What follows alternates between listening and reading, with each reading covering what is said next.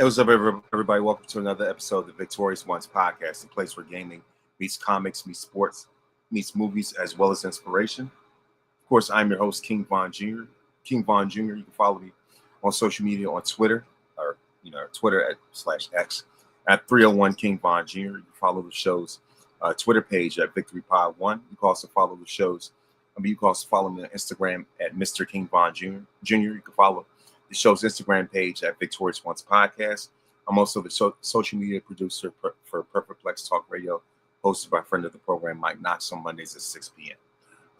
So, a little background, I just came back from, of course, my church was having, karaoke night, so I couldn't pass that up at all.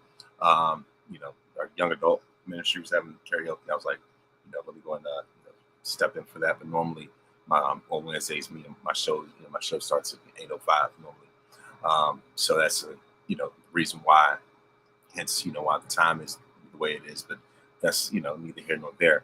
A few things I want to talk about as well. And also this past weekend, we celebrated my church's anniversary, 108 years, and my pastor's anniversary of more than 30 years, 36 years. So as far as that, phenomenal weekend, you know what I mean?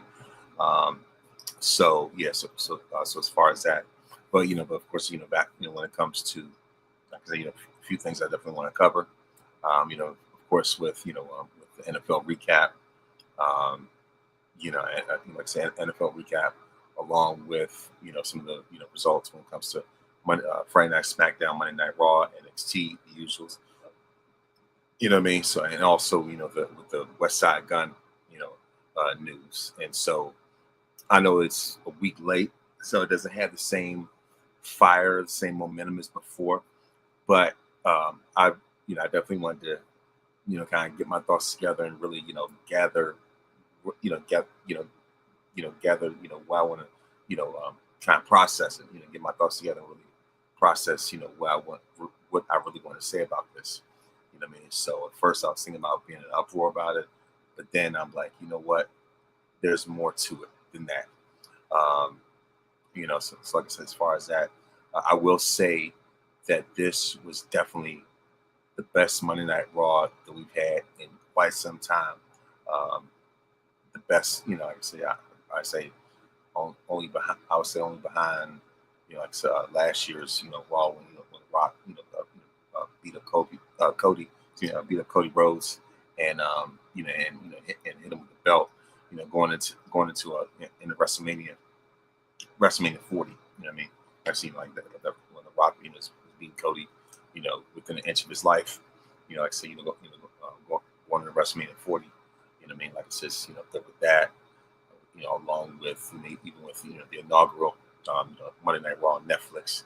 You know what I mean? So I'm not saying there's like a huge drop off in quality in between that time, but this one is, has become one for the ages.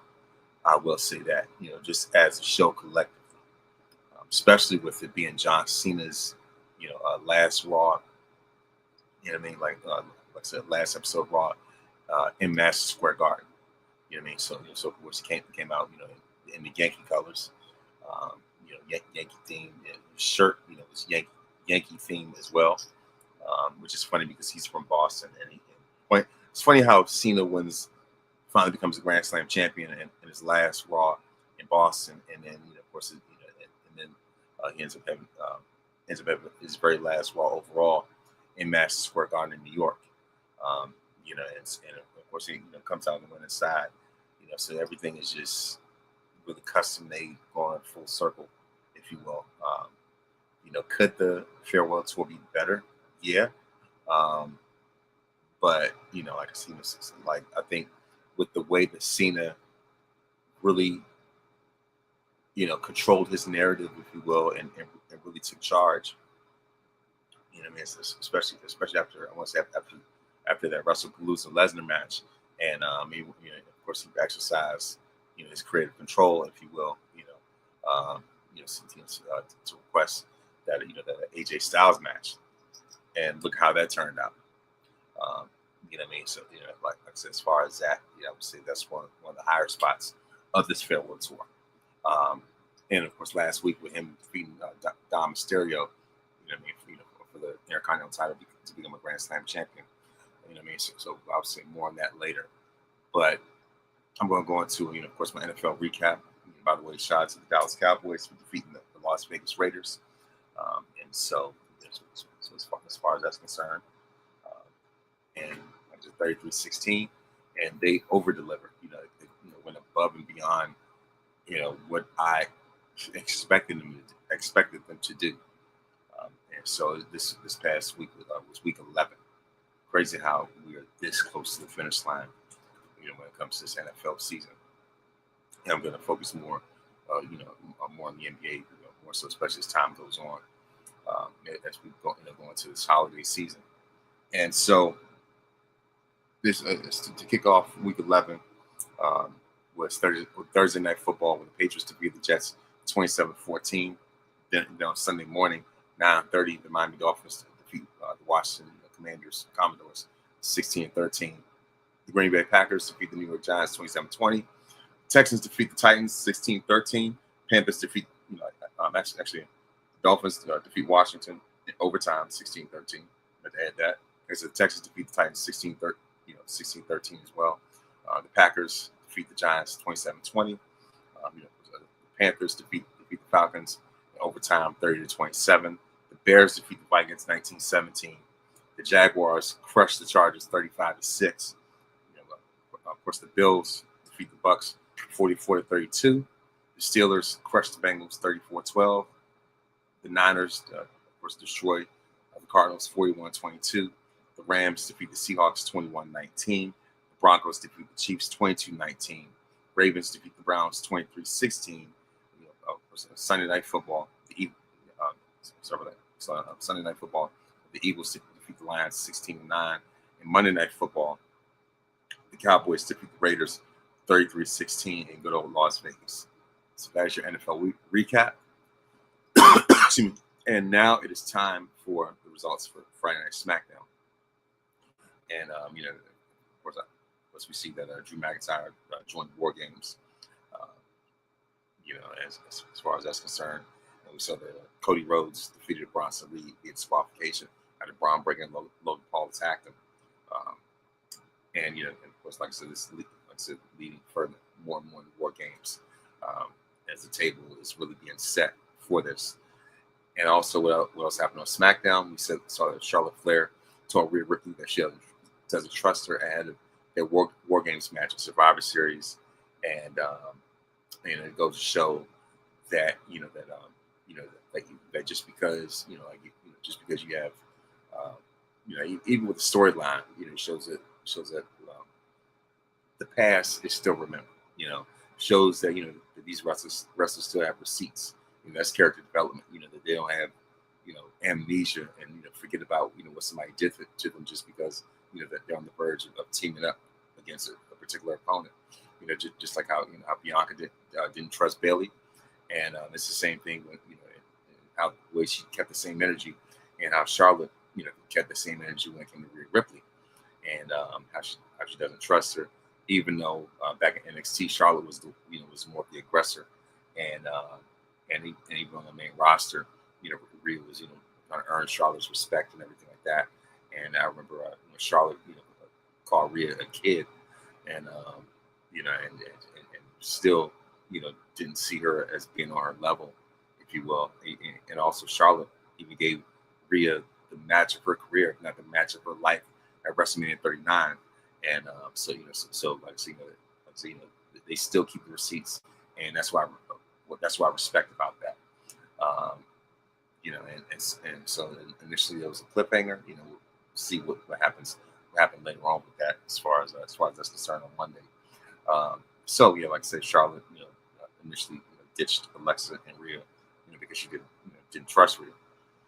And then next up, we have the Last Time Is Now tournament. Jey Uso defeats The Miz by way of pinfall with Uso splash to advance to the quarterfinals.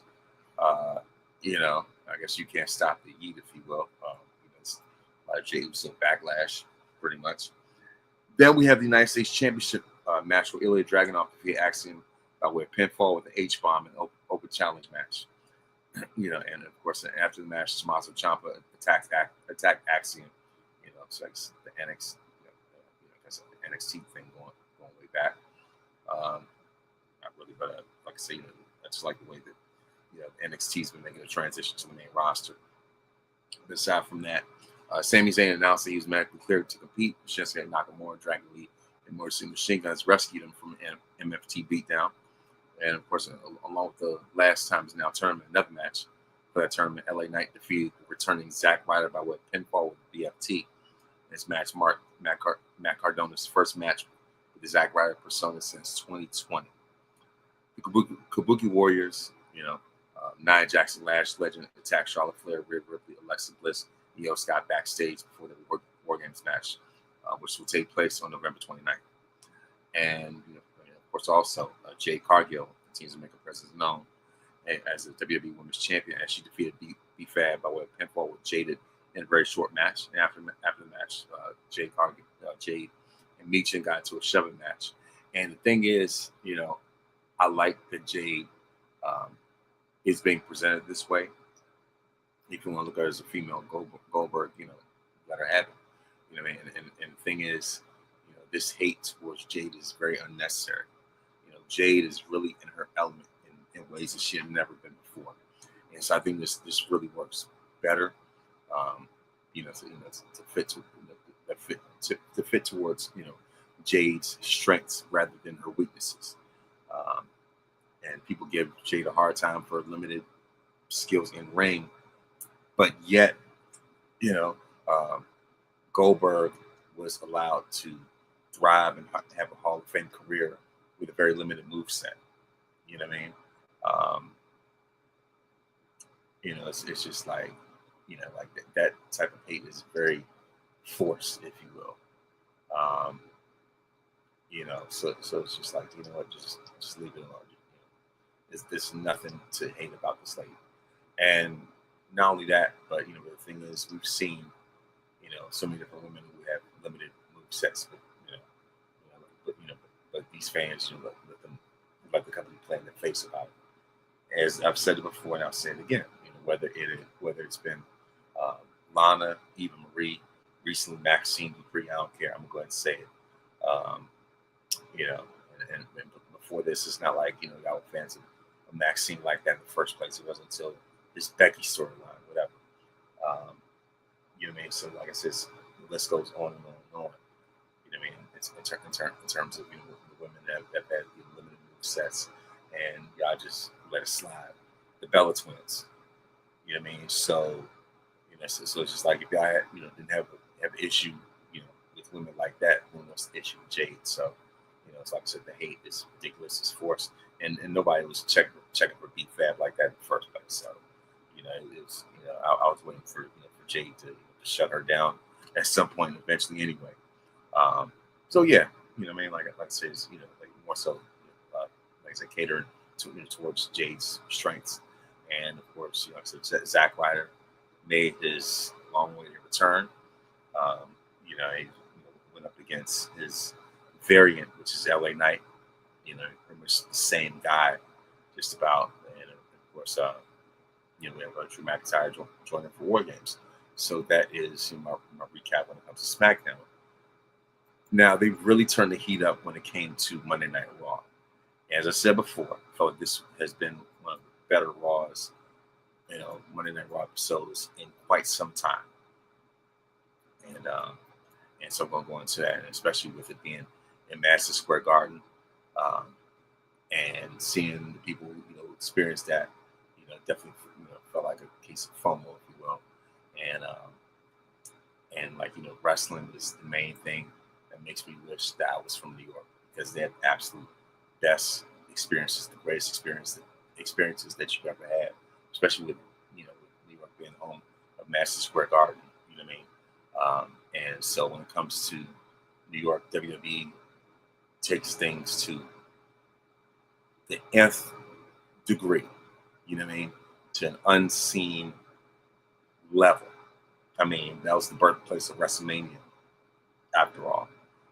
So of course, like New York's always going to have a special place when it comes to WWE, and they're always going to make sure that they delivered the absolute best of the best product possible, especially, in this era of Netflix.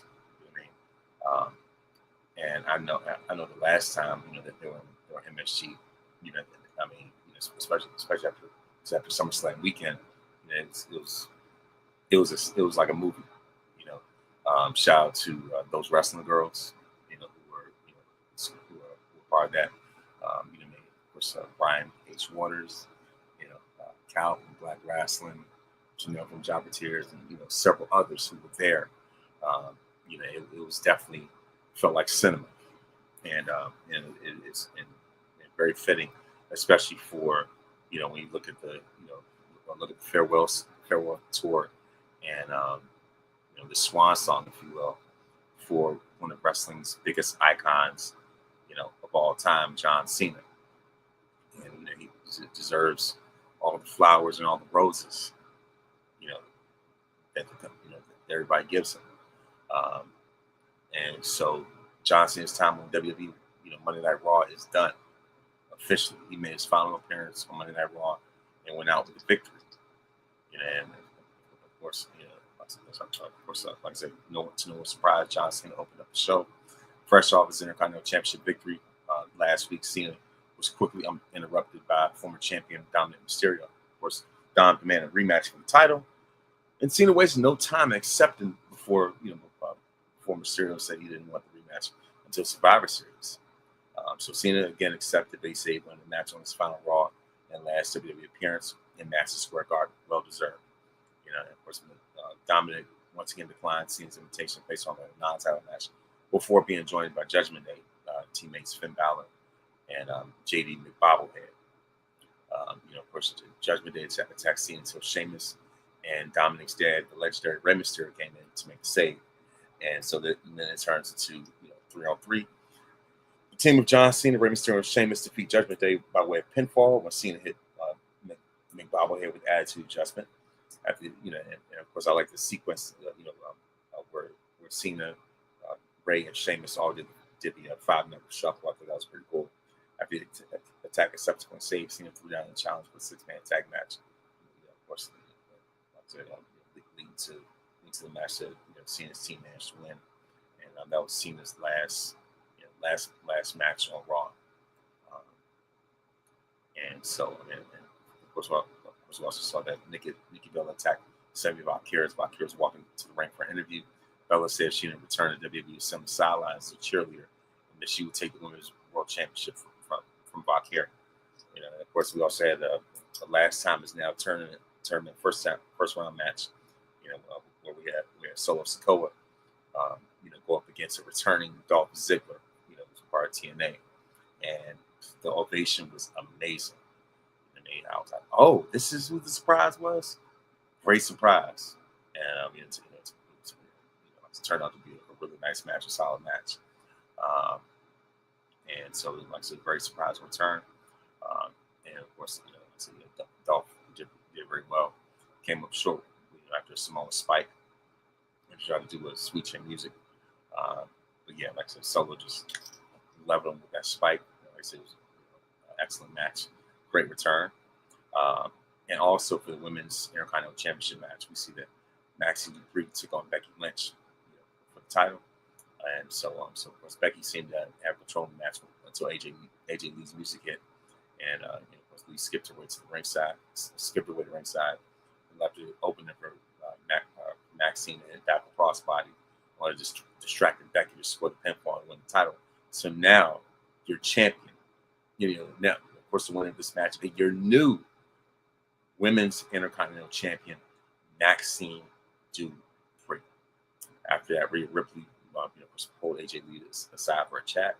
Seems like she's going to be recruiting for WarGames. And, of course, Jackie Redmond could not hide, her excitement for AJ Lee. You know what I mean? And you can tell that, that by Jackie's interviews, her body language, her presentation, that she is so much more invested, when it comes to, like I said, especially when it comes to these women's storylines. I said, oh, wow, it's like she's really like like she was letting the side of herself show, and I like that. Um, you know what I mean? But also we have another last time is now tournament first round match. This is an excellent match. I would say this is the best last time is now best tournament match that we've seen so far. Um, we have the Reign General Gunther make his return, against the young OG Javon Evans, aka YN123 Kid. Um, and of course, and the thing is, like when you look at Javon, I mean, his ceiling is through the roof. His potential is beyond the ceiling. Is way through the roof. And like I said, the way that he, you know, show what he can do against a veteran like Gunther, like I said, an established champion, a future Hall of Famer. I mean, like I said, the future is absolutely in great hands. And it's been said that John Cena, thinks very, very highly, of Javon Evans, and rightfully so. He's got the endorsement of the likes of John Cena, Randy Orton, just among others, and of course, with the mentorship and influence of Shawn Michaels. He's also had the endorsement of X-Pac himself, 123 Kid himself. So, what I mean? Like I said, his trajectory is phenomenal. And the thing is, like, Javon was given a lot of shine in this match before eventually falling to Gunther with the rear naked choke. I mean, this match was for the grabs. This was a grabs match. You know what I mean? This is really what it is. And like I said, rightfully so. And also, of course, also early in the show, Paul Heyman delivered the news of his team's fifth man for WarGames to Adam Pearce and Nick Aldis. Heyman arrived early in the night with Braun Breaker, Bronson Reed, Logan Paul, and Drew McIntyre. The fifth man had not been revealed yet, but Adam Pearce rolled his eyes before saying it's going to be fun. And of course, Heyman led his team to the ring at the end of the night, where he proceeded to list all of the teams he had managed in WarGames matches in his career. And he was eventually interrupted by his former best friend, CM Punk, who walked to the ring ready for a fight. Punk was dressed for a fight. That's why he had the jeans and those black shoes, like I said, street clothes. He was ready. He was ready for a fight. And then CM Punk was joined by both the Usos and Cody Rhodes. And this were a brawl, ended up breaking out between the two teams. And this was absolute warfare. I mean, especially when you're in New York, that you got to bring the best of the best. That's what WWE does. So I think things quickly changed when Brock Lesnar's music hit. Like, oh, and seen this dude in a matter of 2 months. And so all of a sudden, Lesnar music hit, and he made his way to the ring as he took out CM Punk. After Lesnar took out Cody Rhodes, after Lesnar took out Cody, of course, we heard Roman Reigns music, and so Roman runs to the ring. And side note, it sounds like Roman's NBA sleeve that he's got thing going on. I think that's pretty cool. So of course we see Brock and Roman. I guess they're running it back once again in 2025. Surprisingly, I thought they would have left that in 2022 after that SummerSlam last man standing match, but I guess not. No complaints at all. I said Roman Reigns to the ring eventually knocking out Lesnar with the Superman punch. And of course, he also take out Bronson Reed as the two teams brawl with the show going off the air. So yeah, I said Roman and Brock once again going at it, whether it's WrestleMania, SummerSlam, in this case, Survivor Series. So that's what it is. Like almost like eternal rivals, dance partners, if you will. I guess it was predictable that Lesnar and Reigns would round out their respective WarGames teams, and so it's like how it's funny how LA Knight, went through all, did all these different things, only to come up short when it comes to WarGames. The megastar ain't really in the company's eyes, making making money for themselves. So it's just like hang on with the old reliable Brock Lesnar, and so that's what WarGames is going to be all about. Kind of blowing that Randy Orton is not involved in WarGames this year. he's one of the best Survivor Series legends, if not, he's Mr. Survivor Series in my estimation. But whatever. I digress. You know what I mean? But yeah, like I said, this Monday Night Raw, especially Madison Square Garden, was absolute complete cinema.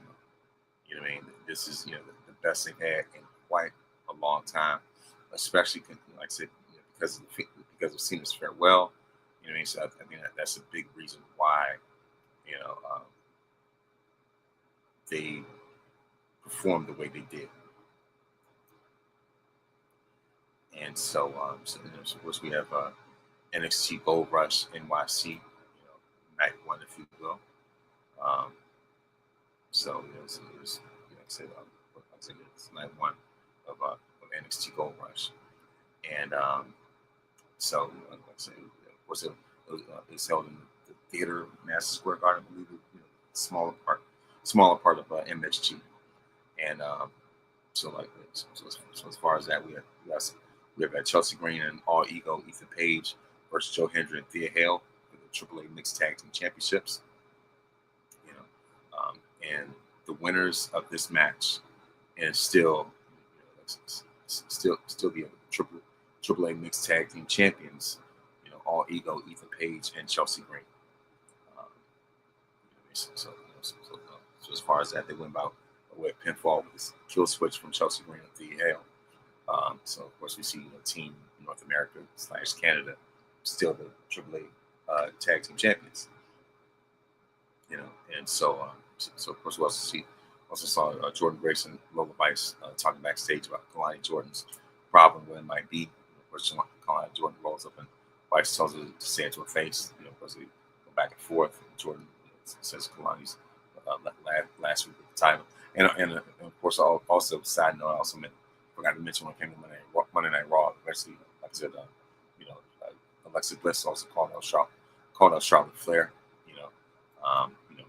Because of her trust issues, but eventually Charlotte, proved everybody wrong and stood side by side, pretty much with the team, if you will. It fought off, Nia Jackson, Lash Legends. So I'm gonna throw that in there as well. You know what I mean? But like I said, that was the best, Raw in quite some time. Like you see, back to NXT, like I said, Chelsea Green and Ethan Page. So went by way of pinfall, the kill switch. We also saw Blake Monroe versus Sol Ruka for the NXT Women's North American Championship. And Sol Ruka made a return from injury. Even though she's not 100%, still had the knee brace, and of course, Sol gave her absolute very best. Even though those, of course, Zari asked Sol Ruka she was sure that she wanted to fight tonight, and Sol said she's the only person who can win a title back. So of course, like I said, this is what leads to the Women's North American Championship match, and Sol gave it everything that she could, one leg and all, if you will. And Blake did an excellent job at targeting the knee, said posting over and over again, of course, and Sol just, kept fighting her way through, fighting her way back, and Blake continued to work on the knee, and I'd say Sol Ruka was definitely slowed down by this injury, and so eventually Blake Monroe, gave her another half crab, focused on that one leg, of course, and to the point where she let go of it just to tear off Ruka's knee brace, and she throws it up to the entry, and so Sol stands by, violently, but her knee eventually gives out back to the half crab, and Sol crawls. Zarya rushes over and grabs the white towel. So begged her not to throw the towel in. As Blake, continued to, just wrench that the half crab on there. And eventually, Zarya felt like she had no choice. She threw the towel in. Blake Monroe wins by way of submission when Zarya threw in the towel, retaining the NXT Women's North American Championship. So there'll be a lot of tension between Sol and Blake. And of course, family influence. We chat backstage about how Gold Rush is their event. It starts tonight. Recap of Obafemi with return last week. And so, of course, we see that absolute Ricky Saints made his entrance before he even say or do anything. Obafemi, made his return, and Ricky Saints says Oba thought he was going to steamroll him. But he saw that the title was riding him down months ago, so he took a shot and won. And Oba's mistake, and all that was underestimating Ricky. And people like him don't know how to handle losing. So Oba said he went back to Nigeria while Ricky held it down here in defending against TNA. And the train kept rolling in. And so, of course, Oba was saying he went back to refocus, if you will. And everybody was glad that Oba was back. But he said, don't get to thinking you're going to take the title from Ricky. And of course, Obafemi says the Saints is the exact same as he left him. And he knew he could be that same guy. And he didn't want to get distracted by the TNA nonsense, of him and Trick Williams competing over who's best dressed, and that nonsense. Oba says that nonsense is beneath him. That's the rule. So that's when Oba said he went home and trained in the soils of the motherland, if you will, to create the version of him that the Saints cannot beat. And he's had his time in the sun, but now the sun is setting, and he's the one who's going to cast a shadow and destroy him. He said the destroyer, the bringer of war, is back.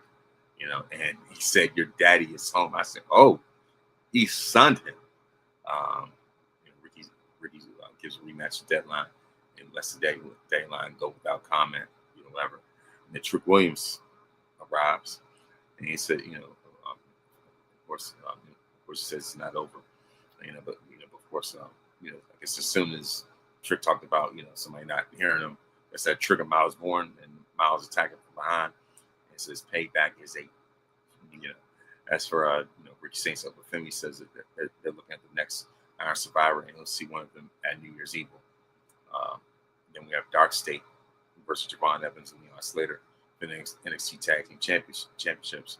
We see that Dark State went by way of pinfall with the lateral press from Osiris Griffin, on Leon Slater retaining NXT Tag Team Championships. We have JC Jane versus Tam Paxley for the NXT Women's Championship. JC Jane wins by way of pinfall with Roman Elbow, becoming your new NXT Women's Champion once again. And so once again, I have to say that when it comes to Madison Square Garden, WWE brings, MSG just brings out the absolute best of WWE. It's very much evident. It's very much obvious, and it's very clear that the lines, have definitely been drawn, when it comes to WarGames. And next week, I'm going to give my predictions. I'm going to give my predictions, if you will, when it comes to WarGames. And so, and also another thing I want to mention, one more thing also is that when it comes to this West Side Gun situation, right? When it comes to hip hop and wrestling, West Side Gun is not the first nor the last to introduce that hip hop influence when it comes to wrestling, right? That connection's always been there. The way that it was executed, I don't agree with when with him getting thrown out of the arena. Especially after he paid for a ticket, with his own money. I thought that was very tacky and unprofessional and inappropriate with the way that happened, and the scene that that they created with that. I thought that was foul. And so I've heard people like Kaz mention, talk about West Side Guns, impact when it comes to wrestling, and talking about how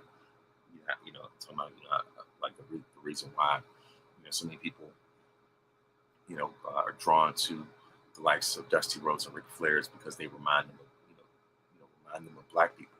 When it comes to when it comes to the jewelry, when it comes to the swagger, when it comes to just the way they carry themselves, when it comes to their mic skills.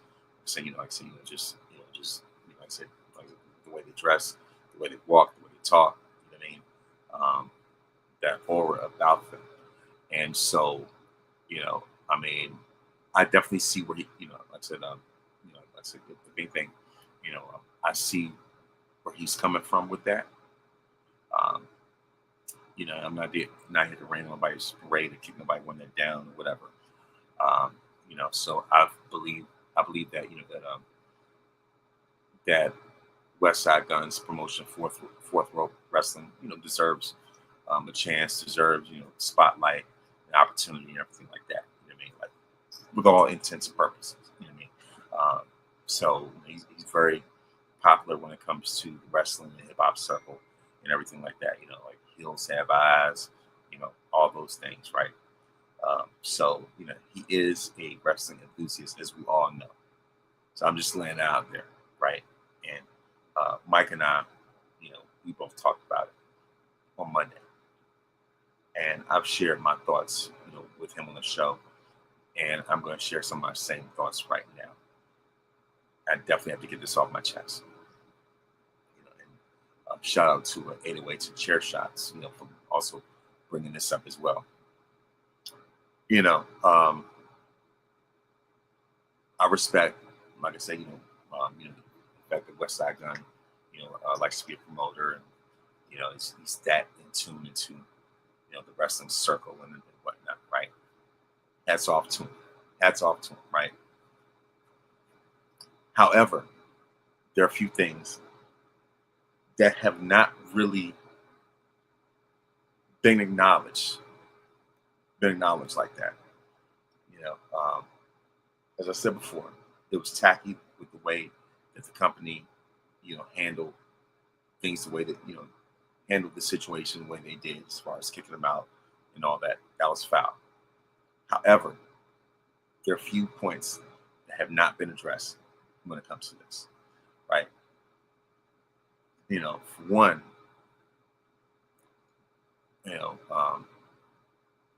there's a certain conflict of interest between West Side Gun and the WWE. So WWE, I would say, has every right to, in their power to sort of distance themselves from him, considering, um, the things that represent his brand. And what I mean by this, like I say, there's some of the things that really haven't been mentioned like that.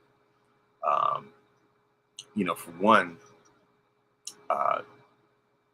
it's been noted that he did not get permission from the company for for the latest for his latest cover for that Hills Have Eyes 3, I think it was. Of course, the cover that that has $1 Million Man and Virgil. That cover they got out right now. So he used that, but it was copyrighted image. He didn't get permission from the company, to use that, right? So that's one thing. He's also used samples, without company's approval, things like that. However, it's another thing that's not mentioned. When you look even deeper, as far as the West Side Guns brand, he uses imagery of Chris Benoit. Rather disturbing imagery as well. For those of you that know what I'm talking about, who've seen that particular picture, it's horrifying. It's downright horrifying, especially with the eye and the nose, head, and all weird stuff. Like, Just thinking about it. Like I say, like especially that's the number one red flag above all else, even without the sample and copyright, all that type of stuff aside. That right there was enough of a red flag because of the fact, that WWE for years have distanced themselves from Benoit to the point where I have to refer to him as Voldemort. They have made him persona non grata. They have distanced themselves. The moment that Vince McMahon, got all the facts together, got all the details, surrounding his death, right? The moment that the company, the moment that the company got all the details behind what happened, Vince immediately, made that announcement and said that they would no longer, mention him and scrub him from history and erase him from history and all that stuff, right? So, so the moment that happened, as soon as Vince made that announcement that they would not mention his name and show his image and all that stuff anymore, as soon as that happened, they, like I said, they just completely erased him from history, from the record books, blacklisted for life, right? And rightfully so. 1,000% agree with the company on that, because at a certain point, humanity's got to step in with that, So I think West Side Gun use some of that stuff just for the sake, I guess of shock value, if you will, and just more so trying to be Mr. Hardcore, Super Wrestling, whatever. But yeah, that ain't gonna fly. That ain't gonna fly. You know what I mean. So, that's. I mean, if you want to do that on your own time, with your own brand, whatever, that's you. But when you're dealing with a company like that, that's not gonna happen.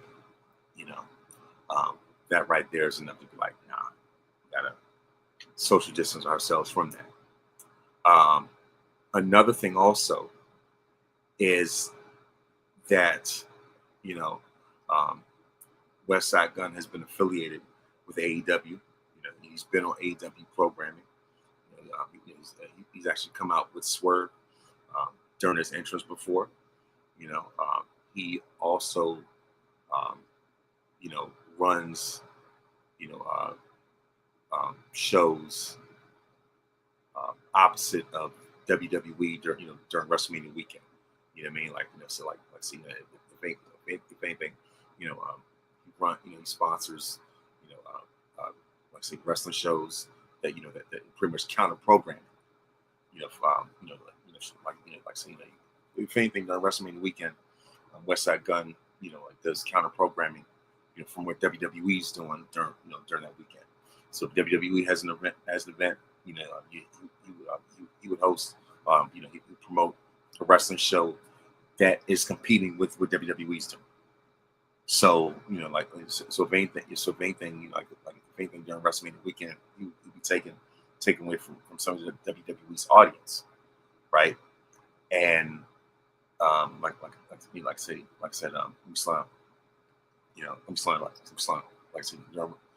during WrestleMania weekend, they said West Side Gun, West Side Gun would be running, like I said, would be running shows and promoting shows. Like I said, that they're counter to what WWE's doing. Like I said, pretty much at the same time, competition.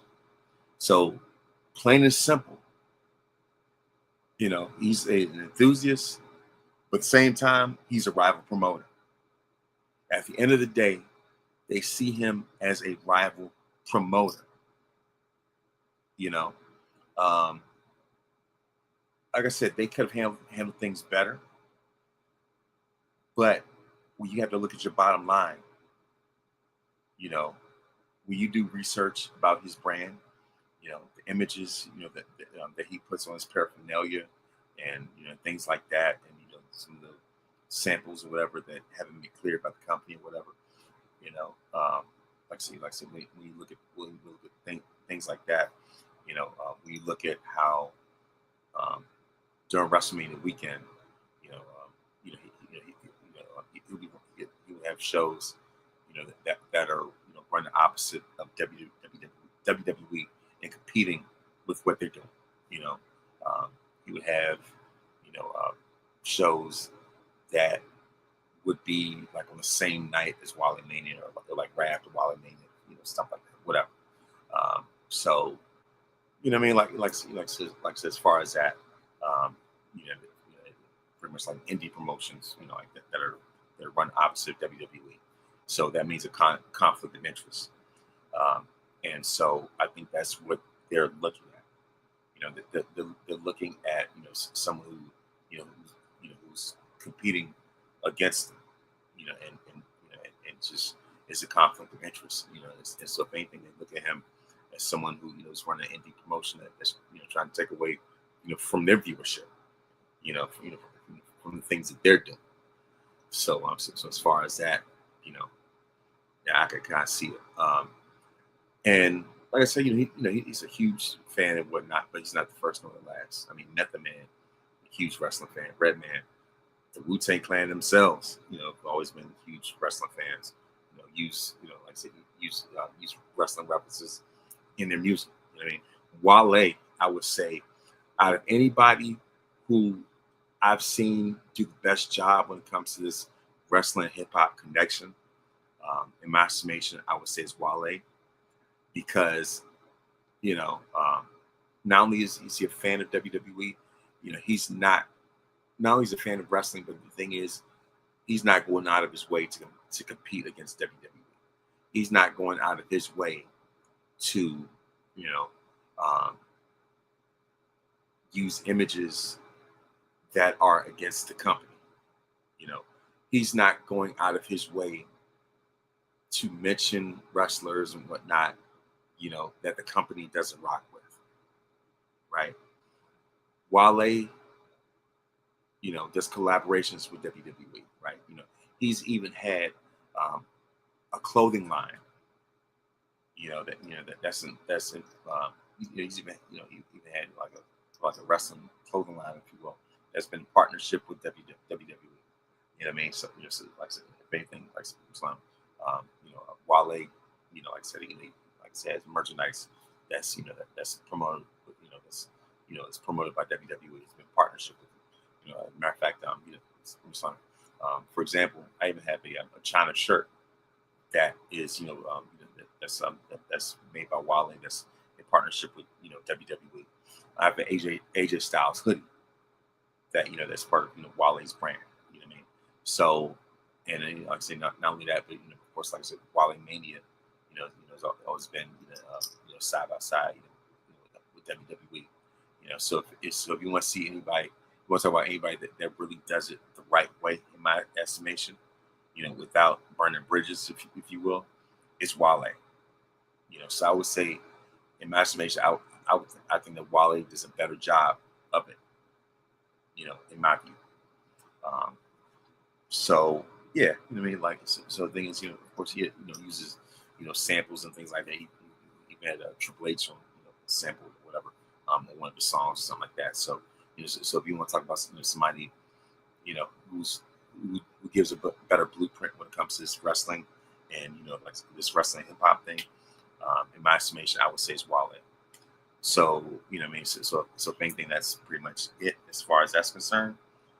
So now, as time is winding down, I don't want to be long-winded, but so of course now it's time to go into the birthdays. These past birthdays, I would say November 15th, Karen Clark Sheard, gospel legend, turned 65. Macho Man Randy Savage would have turned 73. E40 turned 58. ODB would have turned 57. On November 17th, of course, NBA legend Elvin Hayes, the Big E, if you will, for basketball that is, turned 80.